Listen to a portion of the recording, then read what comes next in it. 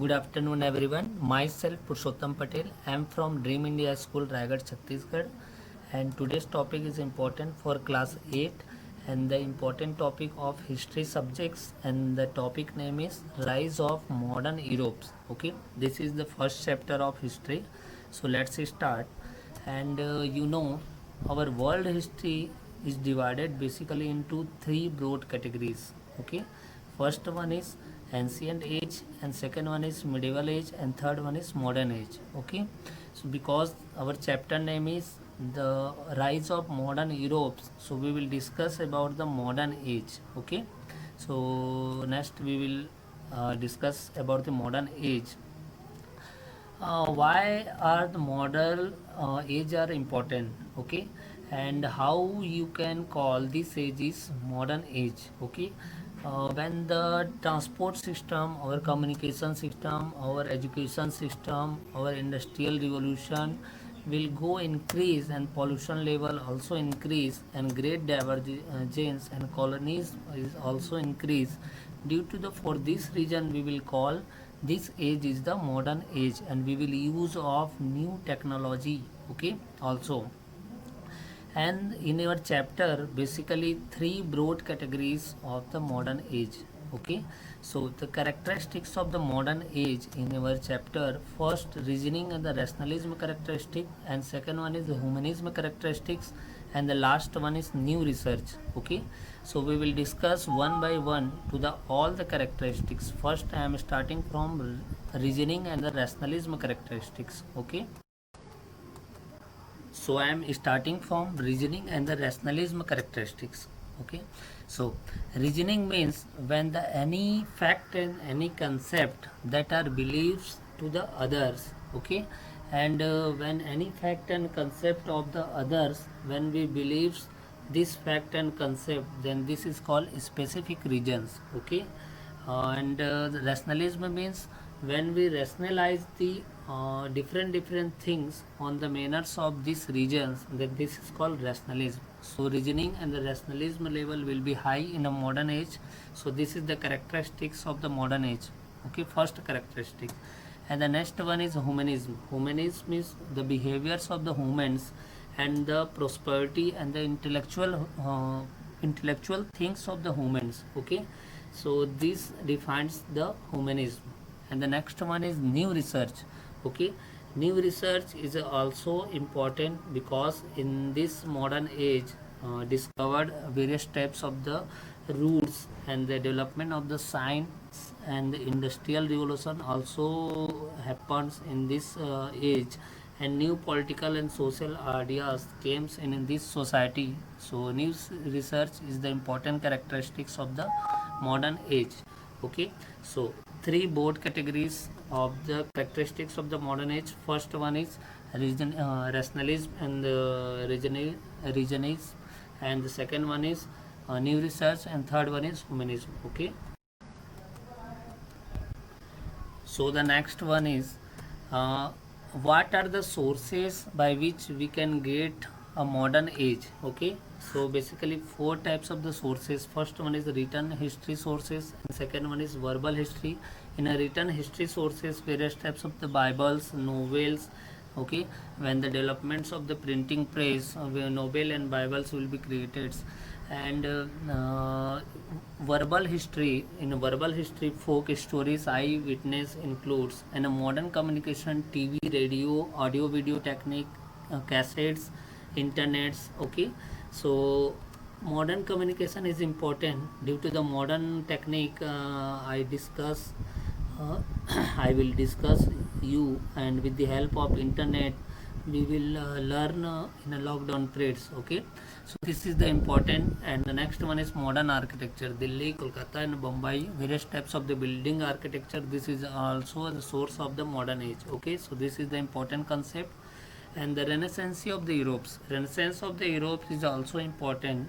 The renaissance of the Europes comes in a increase due to the following four reasons. First one is ideological revolution, and second one is movement in the religious reformation. Okay, with the help of the various types of the geographer and philosophers such as Galileo, Copernicus. Okay, And the next one is nationalism and the rise of autocracy. And the fourth one is trading between Europe and the Asia.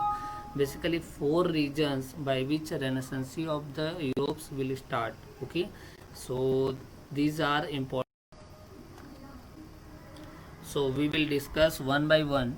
First, I am starting from ideological revolution. Okay, in an ideological revolution in the 15th century, various types of the books and the magazines and they may be published. Okay, because the advancement of the new technology and printing press and the discovery of the printing machine, new types of the books and various types of the epics came in a various language. For this condition, when the pupils read these types of the things, ideological revolution will be increased. Okay, so this is the first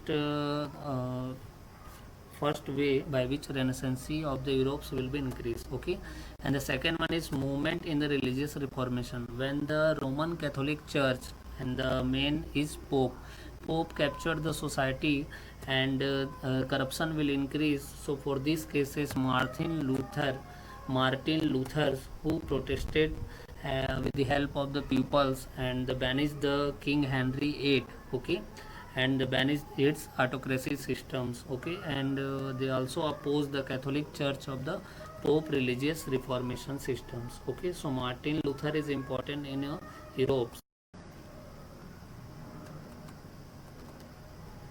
And the next one is uh, nationalism movements. Okay, and so nationalism movements will start when the peoples aware from this condition during the 16th centuries.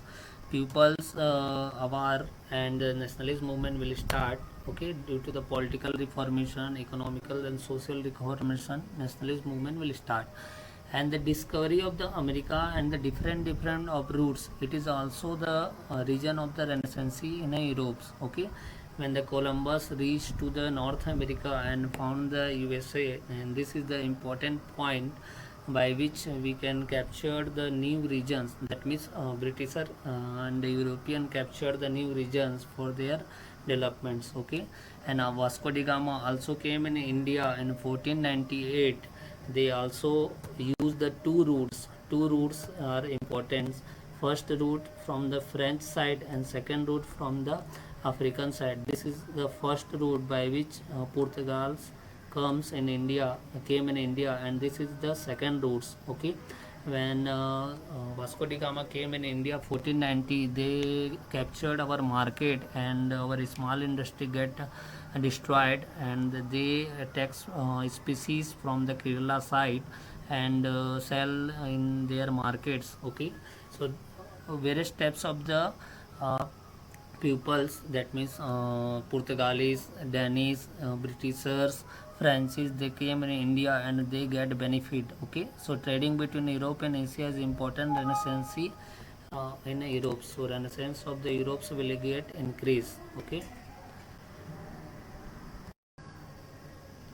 so the next trading between Europe and Asia. After that, result of the increase in trade in Europe. Due to the result of increase in trade in Europe, various types of the effect in our society in India, economic effect, social effect, and the political effect. Economic effect means when Portuguese and other Europeans captured our market, then our small industry will get destroyed. Small industry get destroyed, and for this reason our economic condition is not very well. And the next one is social effect. Social effect due to the came of the Christians and church in our society, it causes the social effect in our society. And the next one is political effect. When the company captured our areas and the rule over the countries, for these regions our political condition is not very well. So these are the three effect in our society. So let us discuss from your books. And your books first chapter, rise of modern Europe and history. And this chapter, three age is important. First one is ancient age, and second one is medieval age, and third one is modern age. So this age is important. And next we have already discussed about the characteristics of the modern age, three basic characteristics. First one is reasoning and the rationalism, and second one is humanism, and third one is new research. Okay, so these are the three characteristics, and the next one is mm, history of how you can get the source. Okay, the source of the history of the modern age is important concept. Okay, basically four source, and the next one is Renaissance in Europe. Okay, Renaissance of the Europe is important. First ideological revolution due to the 15th century, various types of the printing press, machine, literature, and sculptural science that influence in our society. Okay, in European society, and the movement of the religious reform. This is the second things. Okay, second way by which Renaissance of the Europe will start, and the next one is nationalism and the rise of the autocracy, and the last one is trading between Europe and Asia. Okay, so all the regions by which Renaissance of the Europe will start, and invention of the new routes is also important. This is the two routes. First one is transit, and second one is African side. Okay, so this is the important concept. So this is the important concept by which we can learn all the things, and the one of the important definition, and this is the effect of the economic effect, social effect by which in European society and our Indian society also uh, impact. And the last one is establishment of the colonies. When the trader and the Portugal's Europeans came in India, they established in a society for this region. Establishment of the colonies. This is our last topic, and one of the important topic in our chapter, industrial revolution. What do you mean by industrial revolution?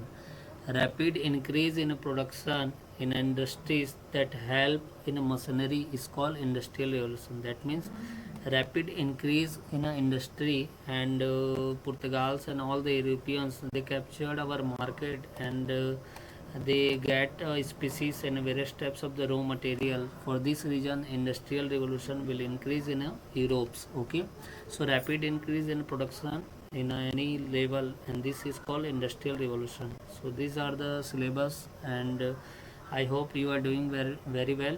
Thank you to all of you.